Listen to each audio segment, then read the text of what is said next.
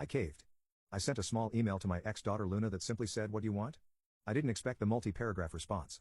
She started the email profusely apologizing for how she acted. She said when she found out I wasn't her father, she was angry. She confronted her mother and she cried, making her promise not to tell me. Since she felt lost, she began to talk to my cousin, her real father, more and more. He told her of my violent past, the things I used to do, being a gangbanger, things that I kept a secret from her. This made her angry, and the more they spent time together, the more she pulled away from me. She said she felt bad from time to time, but my cousin would reinforce her feelings towards me. The day of the quince, she said while we were dancing, she realized how stupid she was acting. She realized how much I loved her, and then her messages appeared on screen. In the days that followed, she was told by my wife's side of the family to give me space. To not call me, and she listened. She said she was watching her family fall apart because of her and she couldn't do anything to fix it. She told me she understood why I did what I did. Yet she wanted to reach out. During the divorce, her mother fell in a dark place. Not talking to her, barely eating, she was just existing. When she found out that my name was removed from her birth certificate, she said she had a panic attack. Her mother told her that they will have to move back to Brooklyn, and when she asked about her life in school, her mother told her that was the life your father gave you, and he's not your father anymore, so she called me, begging, and I cursed her out, then hung up. She cried for days. She tried to reach out to my cousin, who pretty much ignored her. She even went to the church and he told her to leave. Called her a mistake. Her mother refused to talk to her, basically locked herself in a room, only leaving to use the bathroom or take a shower. She begged her grandfather to take her to see me, and when they came to Long Island, she learned that I moved. Her grandfather told her that he will talk to my grandmother and find out where I went. For the next 2 years, according to her, it was hell. The entire neighborhood knew what happened to her and her mother. Her father avoided her at all cost and tried not to pay child support.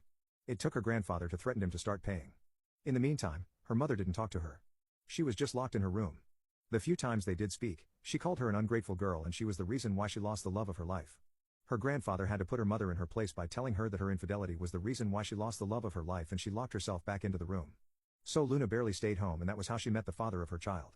He worked in the corner bodega, they were the same age, and after a few months of talking, one thing led to another and she ended up pregnant. Her grandfather was furious, but when her boyfriend insisted that he would marry her, that cooled things down. Luna said her pregnancy was a blessing in disguise. Her mother began talking to her again and even began leaving the room to be by her side for every checkup. Being a senior in high school while pregnant was cliché, but she made it work.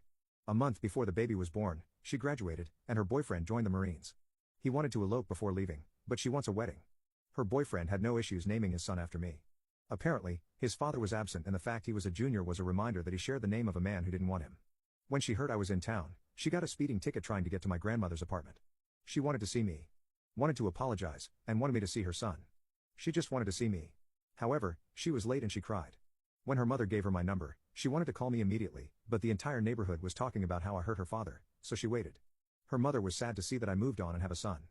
Luna was happy to know she had a little brother, but her mother became a little more depressed. I felt sorry for Mary Soul. After I read the email, I called Mary Soul and asked her if this was true. That she refused to talk to Luna for years and blamed her for our divorce. She confirmed it, and at first I yelled at her, but I regained my composure when I heard her crying.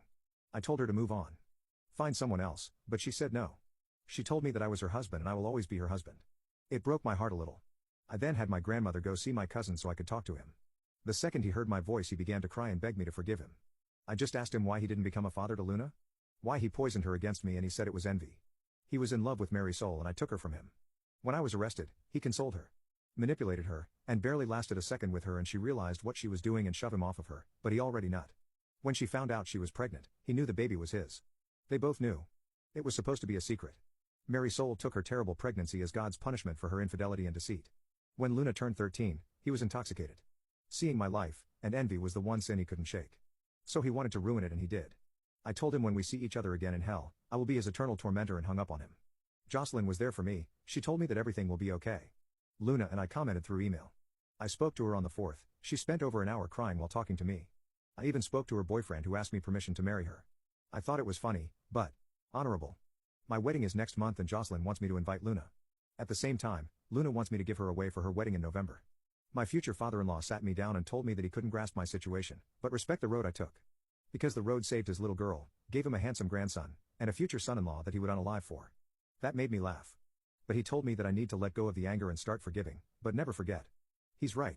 So we gave Luna an invite to my wedding, even offered to pay for the plane ticket. Her boyfriend, or should I say fiancé, said that he will work it off at my garage when they arrive. I kinda like him. As for me giving her away, I don't know yet, let's see how the wedding happens first.